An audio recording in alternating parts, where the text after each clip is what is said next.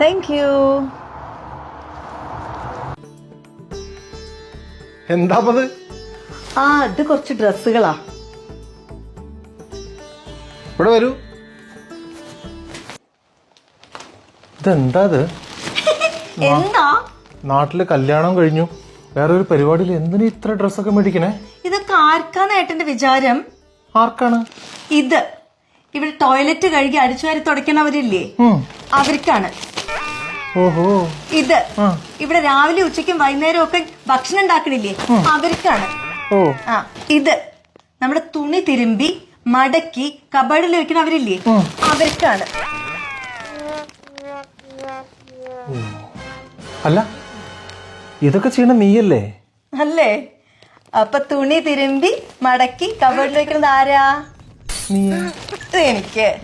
പിന്നെ രാവിലെ ഉച്ചയ്ക്കും ഭക്ഷണം ഉണ്ടാക്കുന്നത് ആരാ?